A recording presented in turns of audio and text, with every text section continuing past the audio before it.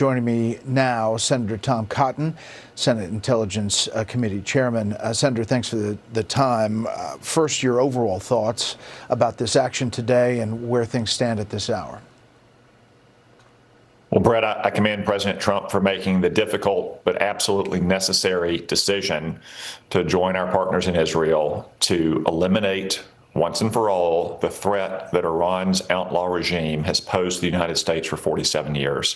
Iran has been waging a campaign of terror against the United States and our friends since they took over the country in 1979. That started with holding American citizens hostage for more than a year in our embassy, blowing up the Marine barracks in Beirut in 1983, blowing up Khobar Towers barracks in Saudi Arabia, killing and maiming thousands of troops in Iraq and Afghanistan with deadly roadside bombs.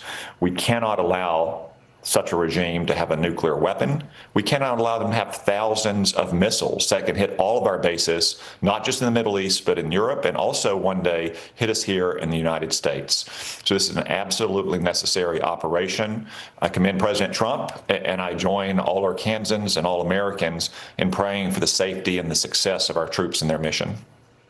President Trump had a phone call with the Israeli Prime Minister Bibi Netanyahu, and the Israelis just putting out that information. You would expect that communication to be free-flowing. The Israeli senator said there were 3 sites where gatherings of senior Iranian officials were taking place, and they were struck simultaneously this morning. According to the Israelis, several senior figures essential to the management of the campaign and the regime's governance were eliminated.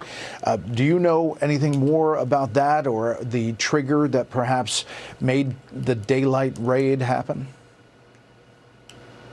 Brett, not that I can share. I can say, obviously, the president and his team will coordinate closely with Prime Minister Netanyahu and his team, and for that matter, our Arab partners. There were reports that our Arab friends were not going to allow us to use their airspace, their bases. You've seen the statement this morning from Saudi Arabia, which was strongly supportive of this operation. Remember, Iran has terrorized our Arab friends in the region as well.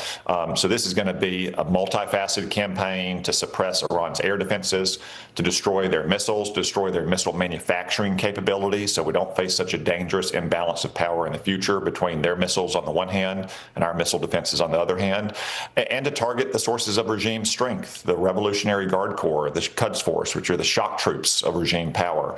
And as President Trump said, to make sure that they're not massacring their own people again if their people rise up in the wake of these strikes. Do you think Congress was appropriately kept in the loop on all of this? There was the Gang of 8 briefing by Senator Rubio and CIA Director John Radcliffe.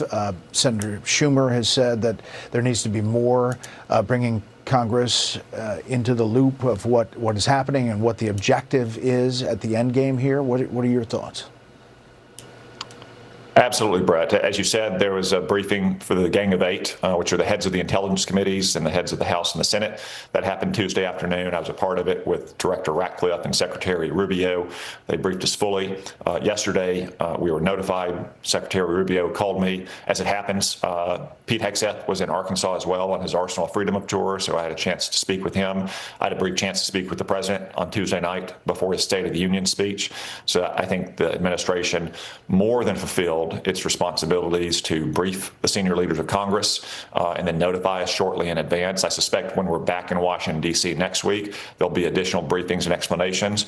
But the objective here is fairly clear. It's to, once again, put an end to Iran's nuclear ambitions, and especially to destroy their ballistic missiles. They have thousands of missiles that can range all of our bases and all of our friends in the Middle East, and they hope to range the United States one day, much more than we have in missile defenses.